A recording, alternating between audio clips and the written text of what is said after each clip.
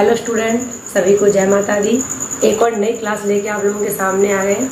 मैंने पिछली बार आपको जो आपकी जो लास्ट क्लास थी उसमें मैंने आपको पढ़ाया था, माउथ पढ़ा दिया, बक्कल कैविटी पढ़ा दी, माउथ कैविटी या जिसको ओरल कैविटी भी बोलते हैं वो पढ़ाई थी। और उसके ओरल कैविटी में मैंने बताया था ओरल कैविटी की 3 भाग होती हैं, 3 चीज़ें उसमें अंदर हमें देखने को मिलती है। उसमें मैंने आपको प्लेट तालू पढ़ाया था, टंग मतलब जीभ्या पढ़ाई थी, और तीसरा उसका जो पार्ट है वो टीथ है, जो मैं आज आपको पढ़ाने जा रही हूँ। आप देखें टीथ के बारे में, दांत पढ़ाने जा रही हूँ। आपको पता है कि अपनी लाइफ में दांत के बिना तो कुछ है ही नहीं। टीथ का कितना बड़ा योगदान है, कुछ भी खाने पीने के लिए आप कोई भी हार्ड चीज़ बिना टीथ के नहीं खा पाते हो। यहाँ देखें टीथ, दांत, यहाँ से शुरू करते हैं।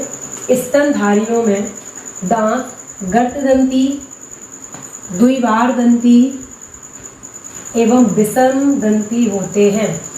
स्तनधारियों में मैमल्स में जो टीथ होते हैं वो थीकोडोंट, डाइफायोडोंट और हेटेरोडोंट होते हैं। थीकोडोंट, डाइफायोडोंट एवं हेटेरोडोंट। सबसे पहले मैं आपको बताती हूँ थीकोडोंट मीन्स गर्तदंती। अपने जो स्तनधारी होते हैं, मैमल्स जो होते हैं, उनके जो टीथ होते हैं वो गर्तदंती मीन्स बहुत गहराई तक गड़े हुए, धसे हुए होते हैं। अगर बात करें, मैं आपको एक छोटा सा टीथ ही बना के बताती हूँ। अगर टीथ की बात करें तो अपना जो टीथ होता है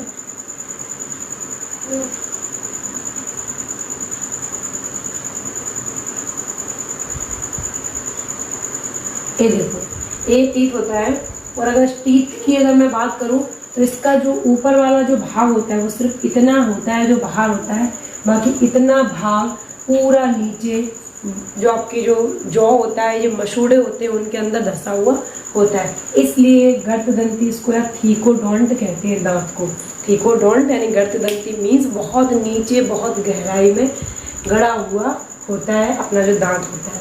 गर्तदंती समझ में आए। अब बात करें द्विवारदंती, डाइफायोडोंट। अब स्तनधारियों में मैमल्स के जो टीथ होते हैं, जो ह्यूमन बीइंग के जो टीथ होते हैं वो द्विवारदंती मीन्स उनकी लाइफ में 2 बार टीथ आते हैं। एक बार अस्थायी होते हैं और दूसरी बार स्थायी होते हैं। जो अस्थायी होते हैं उनको बोलते हैं दूध के दांत। जो टोटल 20 होते हैं, छोटे बच्चों में निकलते हैं और थोड़े से वो बड़े होते हैं, और तो टीथ धीरे धीरे करके सारे गिर जाते हैं। और दूसरे जो आते हैं वो स्थायी दांत होते हैं, स्थायी टीथ होते हैं। इसलिए थीकोडोंट हो गया, इसलिए इसको डाइफायोडोंट या द्विवारदंती भी बोलते हैं।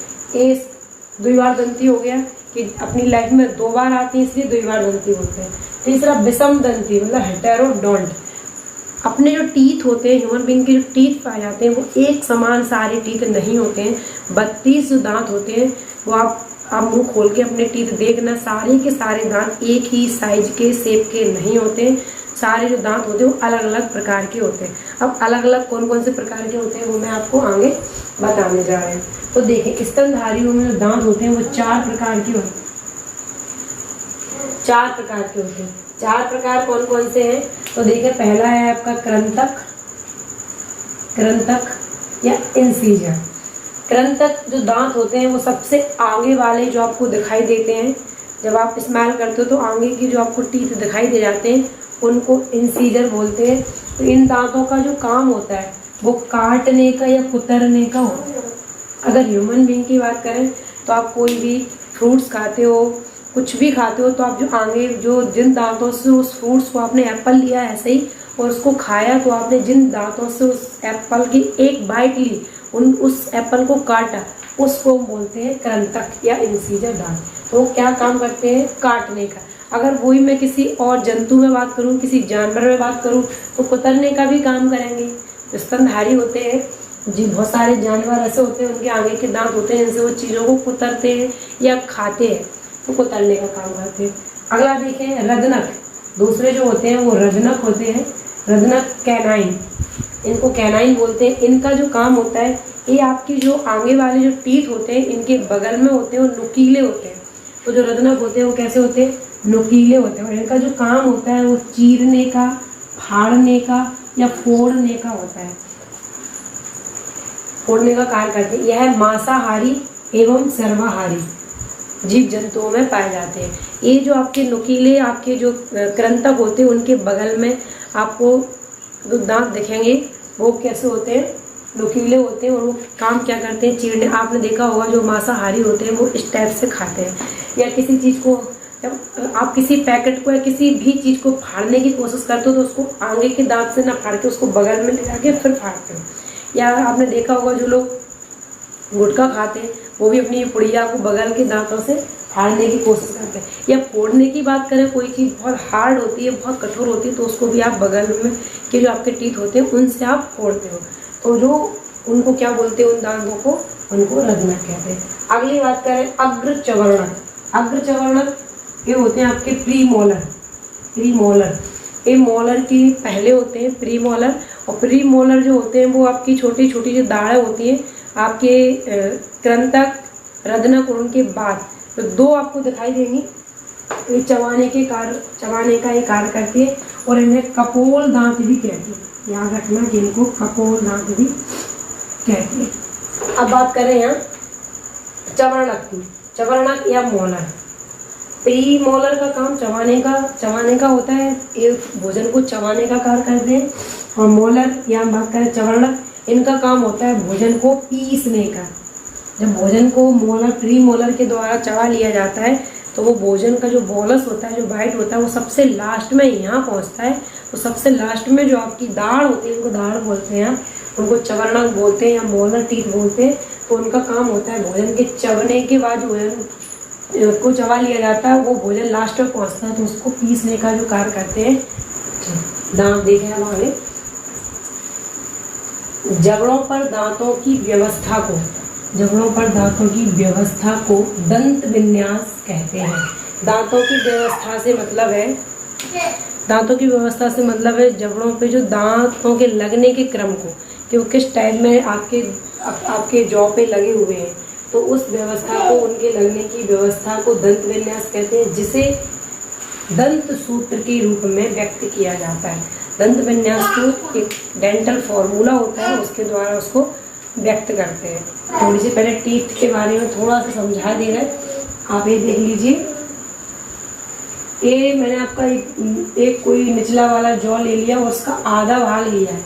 सेम अगर आपको मैं बात करूं कि ये आपका जॉ है निचला और ये ऊपर वाला है, इसमें अगर बीच का इतना वाला भाग की अगर बात करूं कि मैंने इतना एक साइड का भाग छोड़ के इतना वाला भाग ले लिया और नीचे वाले जॉ का, तो ये मैंने आधा भाग ले लिया। अब जितने भी टीथ जो होंगे वो यहाँ होंगे, सेम वैसे ही यहाँ होंगे और सेम वैसे ही ऊपर।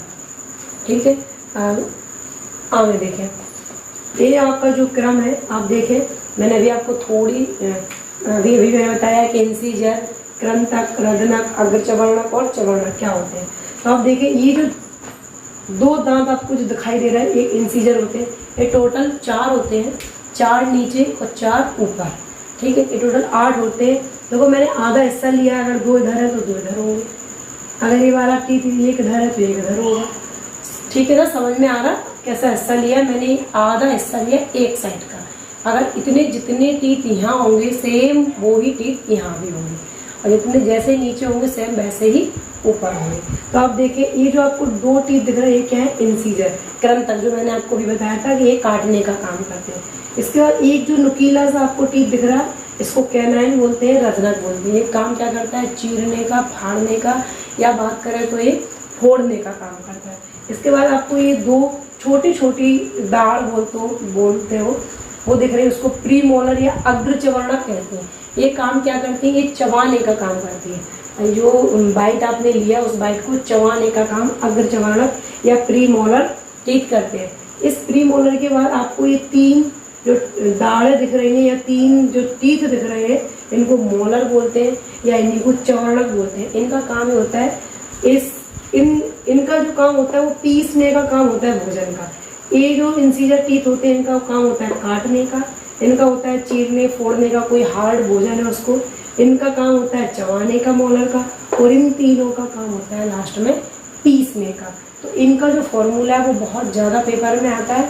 तो मैं आपको मनुष्य का दंत सूत्र भी बताती हूँ और बच्चों का दंत सूत्र भी बताती हूँ। अब आप इधर आ जाइए, देखें मनुष्य का दंत सूत्र। ए आई से मतलब है इंसीजर, ए आई से मतलब क्या है इंसीजर। तो इंसीजर कितने होते हैं, 2 ऊपर होते हैं 2 नीचे होते हैं। इधर देखिए 2 आपको नीचे दिख रहा है, तो सेम 2 ही कैसे होंगे, इसके ऊपर होंगे। ये कोई बटे बटे नहीं है, आप इसको ये नहीं समझना कि 2/2 1/, ये ऊपर नीचे को बताने का काम कर रहा है। तो 2 अभी आपको नीचे वाले जॉ में दिख रहे हैं, तो सेम 2 कहाँ होंगे, ऊपर। तो इंसीजर कितने होते हैं, 2 ऊपर 2 नीचे।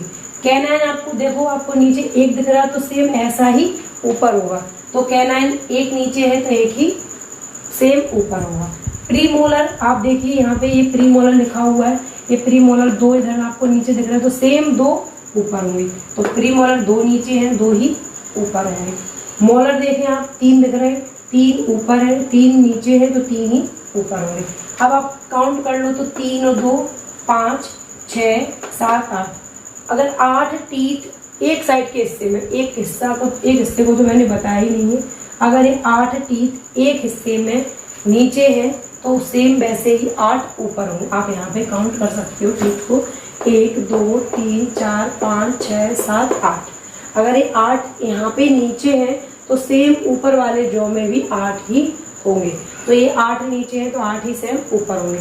अब देखो एक हिस्से की बात हो गई, एक हिस्से की बात हो गई, सेम वैसे ही यहाँ पे होंगे। तो इसमें 2 का गुणा कर दो कि 8 अगर ऊपर घर है 8 नीचे है, तो ये एक साइड के 16 तो ही हो गए। तो अगर 2 का गुणा कर देंगे तो 16 एक साइड के और 16 दूसरी साइड के होंगे। टोटल टीथ कितने होते हैं, 32 होते हैं। ये आपको मनुष्य का दंत सूत्र बता दिया। अब बात करें हम बच्चों के दंत सूत्र की, क्योंकि छोटे बच्चों में कुछ दांत कम होते हैं, तो दूध के दांत होते हैं, इनमें पूरे दांत नहीं आते हैं।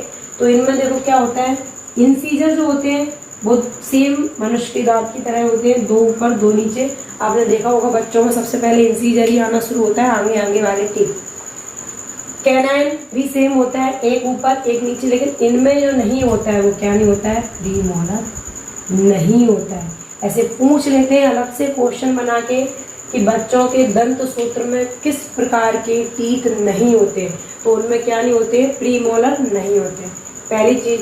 दूसरी कि जो मनुष्य का या वयस्क का जो दंत सूत्र होता है उसमें मोलर 3 और 3 होते हैं, इसमें जो मोलर हैं वो 2 और 2 होते हैं। इसमें 1 माइनस और 1 नहीं होगा। तो देखो यहाँ 2 कट गए और यहाँ 1, 3 कट गए, वहाँ पे 8 थे, यहाँ 3 कट गए, तो कितने बचे, 5 बचे। तो आप याद रखना पहले तो कि इसमें मोलर 2 होते हैं, 2 होते हैं, और प्रीमोलर बिल्कुल 1 भी नहीं होता। प्रीमोलर 0 नीचे 0 ऊपर मैंने बनाया है। तो इसमें जो टोटल टीथ होते हैं वो 2 और 1 3 और 4 5 ऊपर बना दिए, तो 5 ही नीचे होंगे। सेम 2 का गुणा कर दो तो 5 नीचे 5 ऊपर, तो 10 एक साइड के हो गए, 10 दूसरे साइड के। तो टोटल टीथ जो बच्चों में होते हैं वो कैसे होते हैं, 20 होते हैं। लेकिन ये 20 कैसे होते हैं, अस्थायी होते हैं। आपको पता है ये सारे गिरते हैं और दोबारा से पूरे टीथ आते हैं। तो यहाँ पे मैंने लिख दिया है कि कुल दांतों की जो संख्या होती है वो 32 होती है। एक पॉइंट याद रखना है, क्योंकि इसके हर एक पॉइंट से क्वेश्चन बनता है। कुल दांतों की संख्या 32 होती है, जिसमें से स्थायी जो दांत होते हैं वो 12 होते हैं, और अस्थायी जो दांत होते हैं वो कितने होते हैं, 20 होते हैं, जो लाइफ में 2 बार आते हैं। अब स्थायी 12 दांत की अगर बात करें तो 12 दांत कौन से होते हैं, जो सिर्फ एक ही बार आते हैं। 20 दांत ए वाले जो आपको दिख रहे हैं, बस इनको छोड़ दो, बाकी जितने भी हैं वो सिर्फ एक ही बार आते हैं लाइफ में। तो आप याद रखना जो 12 दांत जो होते हैं वो सिर्फ लाइफ में एक ही बार आते हैं।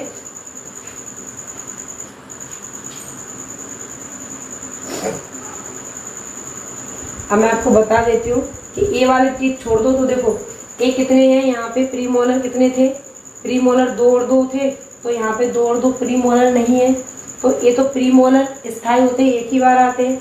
मोलर में जो एक टीथ है, अगर यहाँ पे बात करें तो 2 और 2 4 एक साइड के, 4 दूसरी साइड के, तो ये कितने हो गए, 8 हो गए। यहाँ पे 1 माइनस हो गया, 1 एक साइड का, 1 ऊपर का, 1 नीचे का, 2 और 2 एक साइड के, तो 2 दूसरी साइड के, 4 दांत ये हो गए, तो 8 4 12। तो ये जो 12 टीथ है ये लाइफ में सिर्फ एक बार ही आते हैं। तो आप याद रखना ये स्थायी होते हैं। कौन से स्थायी होते हैं, प्री मोलर स्थायी होते हैं जो एक ही बार आते हैं, प्लस मोलर का जो एक लास्ट वाला जो होता है वो भी स्थायी होता है, वो लाइफ में एक ही बार आता है। आप याद रखना, स्थायी दांत 12 होते हैं, अस्थायी दांत 20 होते हैं। तो देखें प्रत्येक दांत के कितने भाग होते हैं? 3 भाग होते हैं, शिखर, ग्रीवा और जड़। प्रत्येक एक दांत के, अगर ये मान के चलो ये टीथ है, इसके भी 3 भाग हैं। ये ऊपर वाला जो भाग थोड़ा सा आपको दिखाई दे रहा है, इसको क्राउन बोलेंगे या शिखर बोलेंगे। मध्य वाला भाग, इसको क्राउन बोलेंगे, सबसे ऊपरी भाग को। सबसे अंदर वाले भाग को रूट या जड़ बोलेंगे। लेकिन एक क्राउन और जड़ के बीच में जो मध्य भाग होता है उसको नेक बोलेंगे या ग्रीवा बोलेंगे। तो प्रत्येक दांत का 3 भाग होते हैं, क्राउन, नेक और रूट। ठीक है, आगे बढ़े। प्रत्येक दांत के अंदर एक गुहा पाई जाती है। आपकी जितने भी टीथ है उनके अंदर एक गुहा पाई जाती है जिसमें सेल्स ही भरी होती है, कोशिकाएं ही भरी होती है। और ये टीथ एक किसके बने होते हैं? बोन के, हड्डी ही है, अस्थि है। तो जितनी हड्डियां मैंने आपको बताया है कि आपकी बॉडी प्रत्येक एक अंग बॉडी का कोशिकाओं से निर्मित है। तो ये टीथ है, टीथ के अंदर एक गुहा होती है, इसको पल्प कैविटी बोलते हैं। देखो ये लिखा हुआ है, गुहा पाई जाती है, जिससे पल्प कैविटी या हिंदी में इसको मज्जा गुहा कहते हैं। इस मज्जा गुहा, इस पल्प कैविटी में क्या होती है? सेल्स होती है, सेल्स भरी होती है इस कैविटी में। आगे देखें, दांत मुख्यतः डेंटाइन का बना होता है। दांत मुख्यतः किससे बना होता है? डेंटाइन से बना होता है, जिसका 67% भाग, 67% भाग कैल्शियम फॉस्फेट का होता है। याद रखना, दांत मुख्यतः डेंटाइन का बना होता है और इसका जो 67% भाग होता है वो कैल्शियम फॉस्फेट का होता है। यहाँ देखें, दांत के ऊपरी हिस्से मतलब ऊपरी हिस्से वो क्राउन बोलते हैं। तो ऊपरी हिस्से, या हम बोलें कि आपकी मसूड़ों से जो बाहर दांत निकला हुआ होता है उसको ही हम, जो मैं दिख रहा है उसको ही दांत बोलते हैं। अंदर तक जो गर्त में गड़ा हुआ है उसको तुम देख ही नहीं पा रहे, तो जो ऊपर दिखाई दे रहा है उसको हम क्राउन बोलते हैं।